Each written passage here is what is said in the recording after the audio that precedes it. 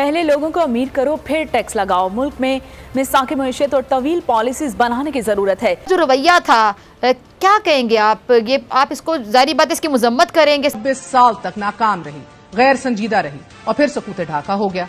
कायदे आजम का पाकिस्तान टूट गया। IMF रिव्यू करेगा, टैक्सेस बढ़ेंगे, बहुत चीजें रीएडजस्ट होंगी।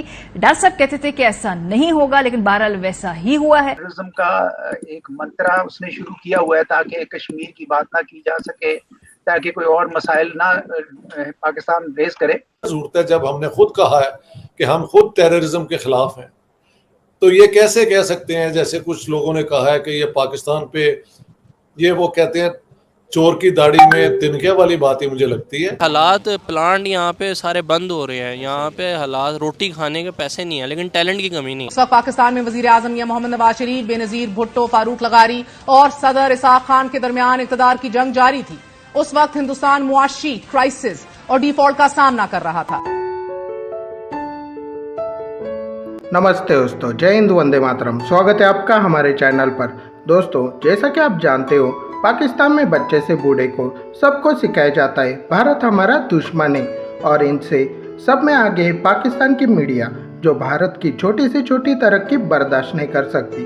पर कंगाल होने के बाद अब यही पाकिस्तानी मीडिया भारत की बातें बता रहा है, कैसे भारत ने 90 के दशक में खुद को डिफॉल्ट होने से बचाया और आज भारत सुपर पावर बन रहा है। वही पाकिस्तान IMF के पैसों के लिए सब कुछ बेच रहा है। वैसे आप इस बारे में क्या सोचते हैं, हमें कमेंट बॉक्स में जरूर बताना। साल 11 माह 6 दिन कबल अंग्रेज सम्राट से 2 मुल्क आजाद हुए, पाकिस्तान और हिंदुस्तान। पाकिस्तान 2 हिस्सों पर मुश्तमिल था, मशरकी पाकिस्तान और मगरबी पाकिस्तान, और फिर 24 साल 4 माह और 2 दिन बाद मशरकी पाकिस्तान हमसे आजाद हो गया, जिसे आज दुनिया बांग्लादेश के नाम से जानती है। जहां दोनों हिस्सों के दरमियान एक हॉस्टाइल मुल्क था, वहीं मशरकी पाकिस्तान और मगरबी पाकिस्तान के दरमियान कशीदगी की वजह सियासी अदम इस्तेहकाम था, जिसकी बुनियाद मुआशी थी। लेकिन इसे हल करने के लिए सियासी क़यादत 24 साल तक नाकाम रही, गैर संजीदा रही और फिर सकूत ढाका हो गया। कायदे आजम का पाकिस्तान टूट गया। 1947 से 1990 के दौरान पाकिस्तान में 3 मार्शल लॉ लगाए गए, जबकि हिंदुस्तान में सियासी हुकूमतें रहीं। के फरमाइशी जो टैक्सेस थे, जो कि बार बार तमाम इकोनॉमिक एक्सपर्ट्स कह रहे थे कि जो बजट पिछले महीने पेश किया गया था वो नाकाफी था, इसको IMF रिव्यू करेगा, टैक्सेस बढ़ेंगे, बहुत चीजें रीएडजस्ट होंगी। डॉक्टर साहब कहते थे कि ऐसा नहीं होगा, लेकिन बहरहाल वैसा ही हुआ है और अब 215 अरब के नए टैक्सेस लग गए हैं आप पे, हम पे। पाकिस्तान में सियासी कशीदगी अपने अरूज पर थी, यानी कि 90 की दिहाई, जब पाकिस्तान में वजीर आजम की कुर्सी किसी म्यूजिकल चेयर्स के खेल से कम ना थी। 1991 में जिस वक्त पाकिस्तान में वजीर आजम या मोहम्मद नवाज शरीफ, बेनजीर भुट्टो, फारूक लगारी और सदर इसाक खान के दरमियान इक़्तिदार की जंग जारी थी, उस वक्त हिंदुस्तान मुआशी क्राइसिस और डिफॉल्ट का सामना कर रहा था। लेकिन हिंदुस्तान की सियासी जमातों ने फैसला किया कि अब हम मुईशत पर कोई सियासत नहीं करेंगे, और यूं आंध्र प्रदेश, यूपी से ताल्लुक रखने वाले धीमे मिजाज के कांग्रेस लीडर नरसिम्हा राव की हुकूमत कायम हुई। नरसिम्हा राव को हिंदुस्तान का father of Indian liberal economic reforms कहा जाता है, और इसकी वजह उनकी वो मुआशी पॉलिसियां थीं कि जो उस वक्त गैर मकबूल जरूर थीं, मगर उनके दूर रस नताए जाने थे। नरसिम्हा राव का एक फैसला कि जिसने हिंदुस्तान को मुआशी जायंट बनाने में अहम तरीन किरदार अदा किया, नाजरीन, वो लाइसेंस राज का खात्मा था। हिंदुस्तान में आजादी से 1991 तक हुकूमत की तरफ से कारोबार करने के लिए लाइसेंस की जरूरत होती थी, जिसकी वजह से सरमायाकारों को 80 से ज्यादा एजेंसियों से लाइसेंस की जरूरत पड़ती थी, जिससे नेचुरली कारोबार मुतासिर होता था। आसानी की बजाय मुश्किलात का सामना करना पड़ता था इन्वेस्टर्स को। नरसिम्हा राव ने सबसे पहले इस लाइसेंस का खात्मा किया और हिंदुस्तानी मार्केट को ओपन फॉर ऑल कर दिया। साथ ही नरसिम्हा राव ने वो कारनामा किया कि जो शायद नेहरू भी ना कर सकते। 1991 में माइनॉरिटी गवर्नमेंट की सरबराह होने के बावजूद उन्होंने वजीर खजाना मनमोहन सिंह को फ्री हैंड दे दिया। ये वो वक्त था जब हिंदुस्तानी मुईशत इकोनॉमिक कोलैप्स और नेशनल बैंकरप्सी के दहाने पर खड़ी थी। मुल्क को ट्विन डेफिसिट का सामना था, जिस तरह आज पाकिस्तान दोहरे खसारे का सामना कर रहा है।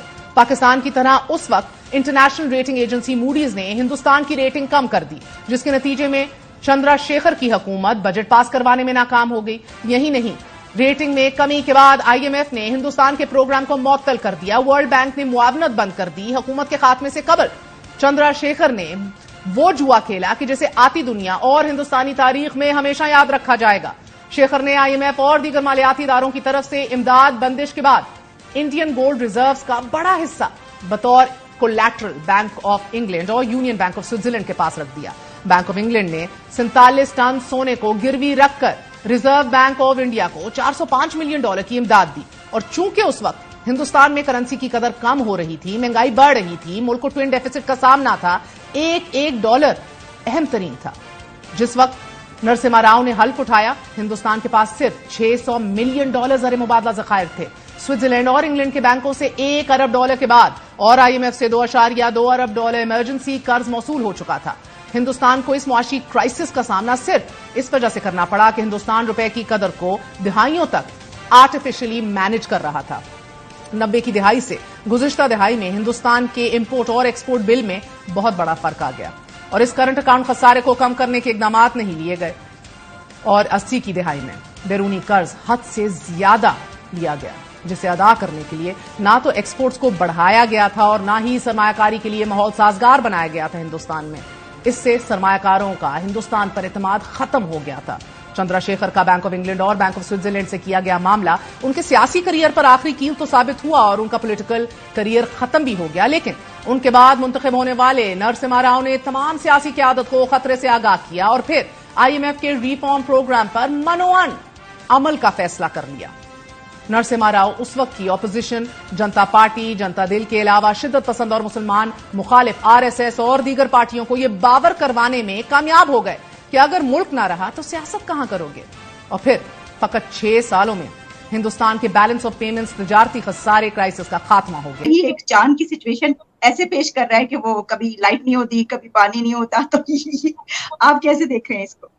देखिए, मैं तो अब इंडिया में इतना फिर चुका हूं और उनकी इंडस्ट्रियल डेवलपमेंट, उनकी जो बेस बनी थी ना 47 में, उन्होंने शुरू ही हैवी इंडस्ट्री से किया था। हैवी इंडस्ट्री जब होती है उसके बाद लाइट इंडस्ट्री आती है, जब आपका बेस बन जाए।